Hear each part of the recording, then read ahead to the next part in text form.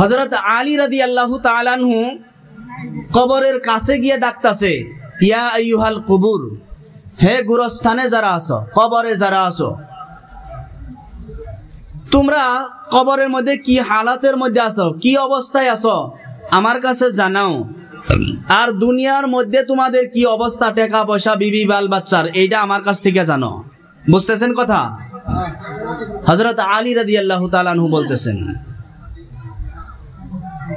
এবার কবরের থেকে আওয়াজ আইতাছেন, হে আমিরুল মুমিনিন আলী, কবরের মধ্যে যে আমাকে দাফন করানো হয়েছে নতুন কাফড় দিয়ে, এই কাফড়টা এখন শেষ, পুরান হয়ে গেছে।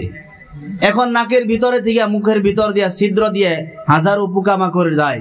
কবরের দুই পাশের মাটি একত্রিত হয়ে আমাদেরকে শাস্তি দিতেছে। সম্মানিয়া বন্ধুগণ আমার, এবার কবরের থেকে গভীর আওয়াজ দিয়ে বলতেছেন আমিরুল মুমিনিন আলী, আমাদের কবরের অবস্থা ভালো না।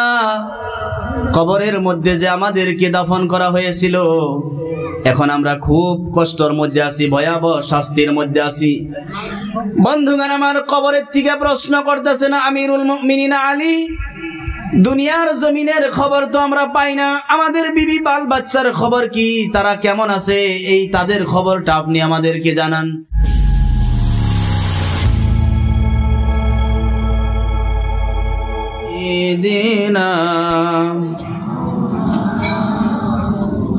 নবীর মায়া সেরে মানুষ কোথায় আছো জানি না, তোমার দয়ায় কান্দে নবী শোয়ে সোনার মদিনা। আল্লাহুম্মা সাল্লি আলা সাইয়্যিদিনা মাওলানা মুহাম্মদ ওয়া আলা আলি সাইয়্যিদিনা মাওলানা মুহাম্মদ। সবাই প্রাণ খুলে একটু আল্লাহর জিকির করি, লা ইলাহা ইল্লাল্লাহ। জোরে বল, লা ইলাহা ইল্লাল্লাহ, লা ইলাহা ইল্লাল্লাহ, লা ইলাহা ইল্লাল্লাহ, লা ইলাহা ইল্লাল্লাহ মুহাম্মাদুর রাসূলুল্লাহ সাল্লাল্লাহু আলাইহি ওয়াসাল্লাম। সম্মানীয় আজকের সভায় উপস্থিত আমাদের প্রত্যেক মানুষেরই প্রায় বেশিরভাগ আমাদের উস্তাদ, সুনামধন্য সভাপতি সাহেব, উপস্থিত ওলামায়ে কেরাম, মুরব্বিয়ানে ইজাম, আমার প্রিয় যুবক বন্ধুগণ, পর্দার আড়ালে থাকা মা এবং বোনেরা, দীর্ঘ সময় আমার উপযুক্ত ওলামাদের মুখে কোরআন ও আহাদিসে মুবারাকাত থেকে তাফসীর ও ব্যাখ্যা আমরা এখান বসে শুনেছি। এখন ওয়াজ হোনার রুচি আমাদের কাছ থেকে প্রায় শেষ হয়ে গেছে। এই জন্যে এলাকার একজন আলিম হিসাবে আমি বলবো, মুনাজাতের আগে আর খিচুড়ির আগে কেউ কম যাবেন না, ইনশাআল্লাহ বলি, সবাই বলি ইনশাআল্লাহ। আপনারা আজকের মাহফিলে হাজির হওয়ার জন্য, মাগফিরাতের মজলিসে আসার জন্য খুশি না বেজার? তাহলে খুশি হয়ে আল্লাহ পাকের শুকরিয়া আদায় করি, বলি আলহামদুলিল্লাহ। বিশ্ব নবীর প্রতি দরুদ ও সালাম সোনার মদিনায় পেশ করি সাল্লাল্লাহু আলাইহি ওয়াসাল্লাম। দুনিয়ার মধ্যে আমরা এক সময় ছিলাম না, আজকে দুনিয়ার মধ্যে আছি, আর এক সময় থাকবো না। এইটাই হলো দুনিয়া, এটা দুনিয়ার হকিকত, এটাই হলো মূল জিনিস। এটা আমাদের পূর্বপুরুষগণ এক সময় এই জমিনের মধ্যেই বসবাস করতেন, ওনারা দুনিয়ার থেকে বিদায় নিয়ে গেছেন, চলে গেছেন। আমরা এখন আছি, এক সময় আমাদের আওলাদগুলো থাকবে, আমরা এই পৃথিবীর মধ্যে থাকবো না। আমাদের দুনিয়ার থেকে যাওয়ার পরে কি বস্তু আমাদের কাজে লাগবে, এটা হলো আমাদের মূল দেখার বিষয়। কোরআনুল কারীমের মধ্যে আল্লাহ সুবহানাহু ওয়া তাআলা বলেছেন, মান যুহজিহা আনিন নার ওয়া উদখিলাল জান্নাতা ফাকাদ ফাজ। যেই ব্যক্তি নিজেকে জাহান্নামের আগুন থেকে রক্ষা পাইতে পারলো, নিজের ঈমান ও আমলের দ্বারাই জাহান্নাম থেকে রক্ষা পাইল এবং জান্নাতে হাসিল করতে পারলো, আল্লাহ তাআলা বলেন ওই ব্যক্তি আসল সফল এবং কামিয়াব। বলি সুবহানাল্লাহ। বিশ্বনবী জনাবে মুহাম্মদুর রাসূলুল্লাহ বলেছেন, আল কবরু রাউযাতুম মিন রিয়াজিল জান্নাহ আও হুফরাতুম মিন হুফারিন নার। তুমি বিদায় নেওয়ার পরে তোমাকে কবরের মধ্যে দাফন করা হবে। এই কবরটা তোমার জন্য বেহেশতর বাগিচা হবে, না হলে জাহান্নামের গর্ত হবে। দুইটার একটা হবে। নইলে তোমার জন্য কবরটা জান্নাতের বাগিচা হইব, আর যদি তা না হয় তাইলে জাহান্নামের গর্ত হইব। আমরা আমাদের কবর কি জান্নাতের বাগান বানাইতে চাই কি সবাই? আলহামদুলিল্লাহ। সম্মানীয় বন্ধুগণ আমার, পৃথিবীর থেকে বিদায় নেওয়ার পরে আমাদেরকে পুনর্জীবন দান করা হবে। পুনর্জীবন আমাদেরকে দান করা হবে কিয়ামতের ময়দানে। আমরা অত সময় জাহান্নামের কথা শুনলাম, এখন আমাদের জাহান্নামে যাওয়ার আগে, ফয়সালা হওয়ার আগে কমসে কম হাসরের ময়দানের সময়টা পারি করতে হবে। এই হাসরের ময়দানটা ভয়াবহ সময় হয়ে যাবে। মুজরিম, পাপী, পাপিষ্ট যারা, আল্লাহকে মানে নাই যারা, মসজিদ মাদ্রাসার সাথে সম্পর্ক নাই যাদের, নামাজের সাথে, ঈমান ও আমলের সাথে যাদের কোনো সম্পর্ক নাই, জাহান্নামের ভয়াবহ শাস্তিতে তারা কম্পিত হয়ে থাকবে। ওই সময় আমাদের হাজারো আফসোস করলে দ্বিতীয়বার দুনিয়ার জমিনের মধ্যে প্রেরণ করা হবে না। তাইলে আফসোস করে ওই সময় লাভ হইব কি? জোরে বলেন, লাভ হবে গো। وعن عائشة رضي الله تعالى عنها قالت سمعت رسول الله صلى الله عليه وسلم يقول يحشر الناس يوم القيامة حفاة عراة غرلا قلت يا رسول الله الرجال والنساء جميعا وينظر بعضهم إلى بعض قال يا عائشة الأمر أشد من أن ينظر بعضهم إلى بعض। মুসলিম শরীফের সহিহ হাদিস। সম্মানীয় বন্ধুগণ আমার, আল্লাহর নবীর স্ত্রী আম্মা জানা আয়েশা সিদ্দিকা রাদিয়াল্লাহু তাআলা আনহা বলেন, কিয়ামতের কঠিন ময়দানে সমস্ত মানুষকে উঠানো হবে। আদম আলাইহিস সালাতু ওয়াস সালাম থেকে নিয়ে বিশ্ব নবীর আখিরি পয়গম্বরের আখিরি উম্মত পর্যন্ত সমস্ত মানুষকে কিয়ামতের ময়দানে উঠানো হবে। হুফাতান উরাতান গুরলান, তিনটা শব্দ আল্লাহর নবী বিশ্ব নবীর জবান মুবারক থেকে বাইরে করেছেন। পায়ের মধ্যে কোনো চপ্পল অথবা জুতা থাকবে না, আর শরীরের মধ্যে কোনো কাফড় থাকবে না, মাথার মধ্যে কোনো টুপি থাকবে না। এক বাক্যে মানুষকে কিয়ামতের ময়দানে উলঙ্গ অবস্থায় ওঠানো হবে। আমার প্রিয় বন্ধুগণ, মুরব্বী বাবাগণ, পর্দানসীন মা এবং বোনেরা শুনেন, বিশ্ব নবীর বিবি আম্মা জানা আয়েশা সিদ্দিকা রাদিয়াল্লাহু তাআলা আনহা প্রশ্ন করেছেন, ইয়া রাসূলুল্লাহ আর রিজালু ওয়ান নিসাউ জামিআ। ওগো আল্লাহর নবী, কিয়ামতের কঠিন ময়দানে যেই সময় মানুষ উলঙ্গ অবস্থায় উঠবে, পুরুষ আর নারীগণ কি একসঙ্গে থাকবে? নারীরা কি পুরুষের দিকে উলঙ্গ লজ্জাস্থানের দিকে দেখবে, আর পুরুষেরা কি নারীর দিকে দেখবে নাকি? নবীর বিবি আয়েশা কোনদিন মানুষে তার বডিটাও দেখেন নাই, চেহারাটাও দেখেন নাই, শরীর দেখেন নাই। ওই কিয়ামতের কঠিন ময়দানেও পর্দার জন্য চিন্তা করতেছে। আমার মা বোনেরা, আমার বোন ভাগ্নিরা তো দুনিয়ার জমিনের মধ্যেই পর্দার কথা চিন্তা করে না। আল্লাহর নবী বিশ্ব নবী জনাবে মুহাম্মদুর রাসূলুল্লাহ বলেছেন, ও আমার প্রিয় আয়েশা শোনো, তুমি মনে করেছো দুনিয়ার জমিনের মতোই মানুষের শরম থাকবে, আখিরাতের ময়দান ভয়াবহ শুরু হয়ে যাবে। জাহান্নামের শাস্তি যখন মানুষের কাছে ভয়াবহ শুরু হয়ে যাবে, বন্ধুগণ আমার, এক ফোঁটা জাহান্নামের চিন্তায়, জাহান্নামের ফিকিরে, জাহান্নামের ভয়ে দুনিয়ার জমিনের মধ্যে যদি কোনো বান্দা এক ফোঁটা পানি যদি দুনিয়ার জমিনের মধ্যে কেউ ফালিয়া দিতে পারে, দুনিয়ার চোখের থেকে যদি এক ফোঁটা পানি ঝরে, কিয়ামতের কঠিন ময়দানে বিশ্ব নবীর ঘোষণা অনুযায়ী এই বান্দাকে আল্লাহ তাআলা এই এক ফোঁটা পানির বিনিময়ে জাহান্নামের আগুন থেকে রক্ষা করে দিবেন। বলি সুবহানাল্লাহ।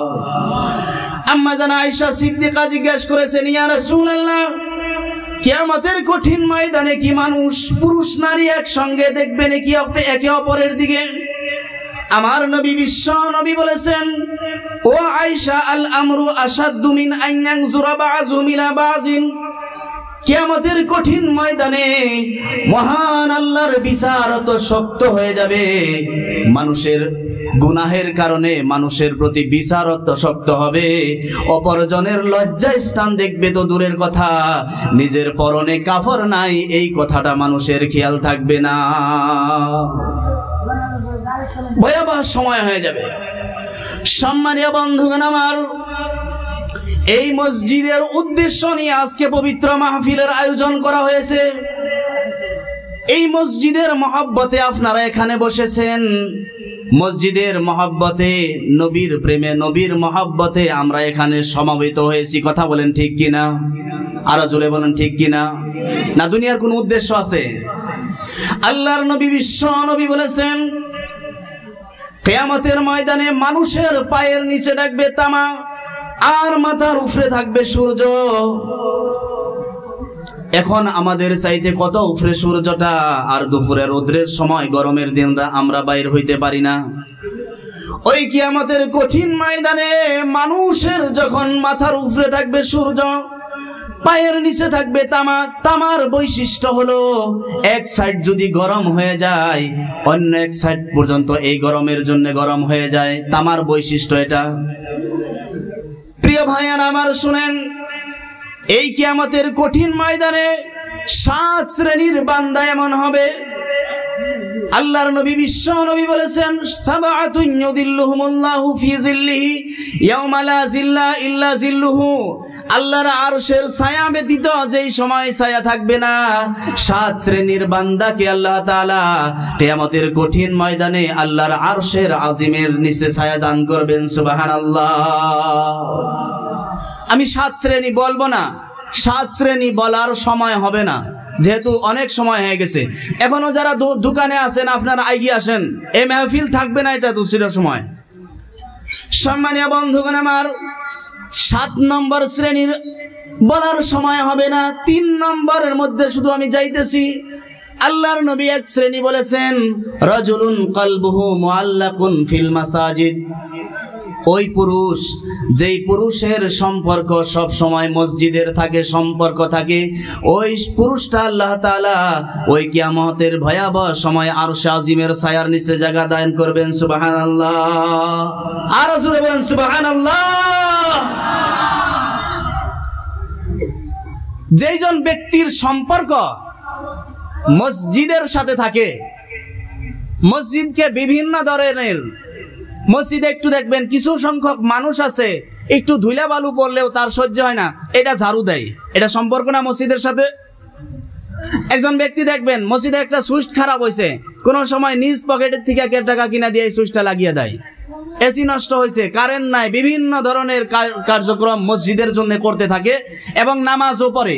মসজিদের আর্থিক দিক দিয়েও তারা চিন্তা করে এবং মসজিদের ইবাদতের দিক দিয়েও তারা চিন্তা করে। বিশ্ব নবীর ঘোষণা অনুযায়ী কঠিন কিয়ামতের ময়দানে আল্লাহর আরশে আজিমের ছায়ার নিচে ওই ব্যক্তি জায়গা পাবে। সুবহানাল্লাহ। সম্মানীয় বন্ধুগণ আমার, মানুষকে আল্লাহ তাআলা কিয়ামতের কঠিন ময়দানে মাফ করার জন্য বাহানা তালাশ করবে, শুধুমাত্র বাহানা তালাশ করবে। আল্লাহ তো রহমানুর রহিম। কোন বান্দাকে যদি আল্লাহ পরিপূর্ণভাবে হিসাব নেয়, এই বান্দা জান্নাতে যাওয়া সম্ভব হবে না। এই জন্য একজন মানুষ কোনো সময় নামাজ ছেড়ে দিছে, কোনো সময় হঠাৎ করে কোনো নারীর দিকে চক্ষু গেছে, কোনো সময় চুরিও করছে একদিনকে, এমন কোনো গুনাহ আছে জীবনের মধ্যে, কিন্তু এই সমস্ত গুনাহ থাকা সত্ত্বেও আল্লাহ তাআলা দেখছেন, দেখি এই বান্দার নেক আমলের মধ্যে কোনো ভালো কাজ আছে নাকি, দেখলেন যে না, মসজিদের জন্য বহুত মেহনত করছেন, মাল দৌলত খরচ করছেন, আল্লাহ বলবেন যা, এই বান্দার সব গুনাহ আমি মাফ করে দিলাম। সুবহানাল্লাহ। এই জন্যে ওই সময় হাজারো আফসোস করলে আমাদের আর কাজে আসবে না। সম্মানীয় বন্ধুগণ আমার, কুরআনুল কারীমের মধ্যে আল্লাহ সুবহানাহু ওয়া তাআলা বলছেন, রুবামা ইয়াওয়াদ্দুল্লাযীনা কাফারু লাউ কানু মুসলিমিন। আল্লাহ রাব্বুল আলামিন কুরআনুল কারীমের মধ্যে বলেন, কাফেরেরা যখন জাহান্নামের মধ্যে যাবে, নাফরমান বান্দা যখন জাহান্নামের মধ্যে যাবে, ওই সময় হাজারো তামান্না করবে, আহারে যদি মুসলমান হয়ে যাইতাম। লক্ষ লক্ষ দুনিয়ার জমিনের মধ্যে টাকা উপার্জন করেছে, বাড়ি বানাইছে, বিল্ডিং বানাইছে, গাড়ির অভাব নাই, নারীর অভাব নাই, দুনিয়ার জমিনের মধ্যে কিছুর অভাব নাই, টাকা পয়সার জন্য দিশাই পায় না কি করব। যখন বান্দাই মারা গেছে, সব টাকা পয়সা দুনিয়ার জমিনের মধ্যে থুই এখন অন্ধকার কবরের মধ্যে আছে। কথা বলেন ঠিক কিনা? কেউ কি দেখছেন যে কবরের মধ্যে 5 লক্ষ টাকা বাবার জন্য ছেলে সন্তানেরা দিয়া দিছে? কেউ দিছে গো? কেউ দিছে? এখন বাবে যদি, মায় বাবে যদি কয়েক ওয়াক্ত নামাজ ছাড়ে, ইমাম সাহেব যদি বলে যে না, আপনার বাবাই কয়েক ওয়াক্ত নামাজ ছাড়ছে, এখন কাফারা দিতে হবে। কি কাফারা? এক ওয়াক্তর জন্য একটা সদকাতুল ফিতর দিতে হবে। কত টাকা হয়? 10,000 টাকা হয়। আমরা কি নামাজ পড়বার না করছিলাম? পোলাপানে কি কয়, আমরা কি নামাজ পড়বানিকা না করছিলাম? অথচ এই মা, এই বাবা এই টাকা পয়সা দুনিয়ার মধ্যে রাখার জন্য হাড় ভাঙ্গা পরিশ্রম করেছেন, করছে না গো? হাড় ভাঙ্গা পরিশ্রম মা বাবা করছে না নাই? মায়ের কত যন্ত্রণা একজন বাচ্চা মানুষ করতে। আমার যখন বাচ্চা হয়েছিল না, আমি তখন বহুত হাদিস কোরআন পড়ছিলাম, কিন্তু বুঝে আসে নাই। এখন যখন আমার নিজের বাচ্চা, আমার একজন ছেলে একজন মেয়ে যখন আল্লাহ পাক দিয়েছেন, স্ত্রী, আমার স্ত্রী এই ছেলে মেয়ের জন্য কতটুকু মেহনত করে, আর এই গর্ভর সময় কতটুকু পরিশ্রম যখন নিজ চোখে আমি দেখছি, এই সময় সমস্ত কোরআন হাদিসের চাইতে নিজ চোখে দেখা কথাটা আমার বেশি ইয়াকিন হয়ে গেছে। এই মা বাবার কদর করার জন্যই তো আল্লাহ তাআলা বলেছেন। মুরব্বী বাবারা, আমার যুবক বন্ধুরা, এই মা বাবার দান ঋণ কোনো সময় আমরা শেষ করতে পারবো না। সম্মানীয় বন্ধুগণ আমার, মা বাবা যখন মারা যায়, তার আমলের দরওয়াজা বন্ধ হয়ে যায়। সন্তান যদি মা বাবার জন্য কিছু মেহনত করেন, দোয়া করেন, আর টাকা পয়সা আল্লাহর জন্য দান করেন, ওই মা বাবার কবরের মধ্যে থেকে এই দানের বিনিময়ে কবরের আযাব বন্ধ করে দেয়। সুবহানাল্লাহ। জোরে বলেন সুবহানাল্লাহ। কত মেহনত করছেন আপনার জন্য, নিজে খায় নাই, নিজে পরে নাই, নিজে ভালো একখানা কাপড় কিনতে পারে নাই, ভালো একটু খাবার খাইতে পারে নাই, বাচ্চাকে হোস্টেলে পড়ানোর জন্য। তাই করছে না নাই? মুরব্বী বাবারা করছে না নাই? এখন মা নাই, বাবা নাই, আমার টাকা পয়সা, বাবার বাড়ি আছে, বাবার ঘর আছে, বাবার নামে জমি আছে, কিন্তু বাবা নাই। এই জায়গার মধ্যে অনেক মানুষ আছে যাদের মা বাবা দোনোজন চলে গেছে, আছে না নাই? আমি একটুকে বেয়াদবি করি, দেখি তো দেখি, আমি তো অঞ্চলের একজন মানুষ, আধা ঘন্টা সময় যদি বেশি হয় রাগ করবেন আপনারা? রাগ করবেন কোন আপনারা? এই জায়গায় দেখি সে কার মা বাবা চলে গেছে দুনিয়া থেকে, একটু হাত উঁচা করেছে দেখি। মাও নাই, বাবাও নাই, অথচ দুজনের মধ্যে যে কোনো একজন কারো নাই, দেখি যে কোনো একজন যারা ইন্তেকাল করছেন হেও হাত উঁচা করেন, দেখেন। অনেক মানুষ কবরের মধ্যে চলে গেছে, অনেক মানুষ চলে গেছে। আল্লাহর নবী সাল্লাল্লাহু আলাইহি সাল্লামের প্রিয় সাহাবী ও মেয়ের জামাই হযরত আলী রাদিয়াল্লাহু তাআলা আনহু, আপনারা বসেন না কেন? ফাঁকা জায়গা আছে, বসেন। মাহফিলের সৌন্দর্য নষ্ট হয়ে গেছে, একসঙ্গে আমরা চলে যাব, বসেন আপনারা। হযরত আলী রাদিয়াল্লাহু তাআলা আনহু কবরের কাছে গিয়ে ডাকতাছে, ইয়া আইয়ুহাল কুবুর, হে গুরস্থানে যারা আছো, কবরে যারা আছো, তোমরা কবরের মধ্যে কি হালাতের মধ্যে আছো, কি অবস্থায় আছো আমার কাছে জানাও। আর দুনিয়ার মধ্যে তোমাদের কি অবস্থা, টাকা পয়সা, বিবি বাল বাচ্চার, এইটা আমার কাছ থেকে জানো। বুঝতেছেন কথা? হযরত আলী রাদিয়াল্লাহু তাআলা আনহু বলতেছেন। এবার কবরের থেকে আওয়াজ আইতাছেন, হে আমিরুল মুমিনিন আলী, কবরের মধ্যে যে আমাকে দাফন করানো হয়েছে নতুন কাফড় দিয়ে, এই কাফড়টা এখন শেষ, পুরান হয়ে গেছে। এখন নাকের ভিতরে থেকে মুখের ভিতর দিয়ে ছিদ্র দিয়ে হাজারো পোকামাকড় যায়। কবরের দুই পাশের মাটি একত্রিত হয়ে আমাদেরকে শাস্তি দিতেছে। সম্মানিয়া বন্ধুগণ আমার, এবার কবরের থেকে গভীর আওয়াজ দিয়ে বলতেছেন আমিরুল মুমিনিন আলী, আমাদের কবরের অবস্থা ভালো না। কবরের মধ্যে যে আমাদেরকে দাফন করা হয়েছিল, এখন আমরা খুব কষ্টের মধ্যে আছি, ভয়াবহ শাস্তির মধ্যে আছি। বন্ধুগণ আমার, কবরের থেকে প্রশ্ন করতেছেন আমিরুল মুমিনিন আলী, দুনিয়ার জমিনের খবর তো আমরা পাই না, আমাদের বিবি বাল বাচ্চার খবর কি, তারা কেমন আছে, এই তাদের খবরটা আপনি আমাদেরকে জানান। এবার আলী, আল্লাহর নবীর সাহাবী আলী রাদিয়াল্লাহু তাআলা আনহু বলতেছেন, কবর রে শোনো, যারা দুনিয়ার জমিনের মধ্যে ছেলে সন্তান রেখে আসছিলে, ছেলে সন্তান এখন তোমাদের বড় হয়ে তারা আরাম আয়েশের মধ্যে জিন্দেগি বসর করতেছে। দুনিয়ার মধ্যে, দুনিয়ার জমিনের মধ্যে, দুনিয়ার জমিনের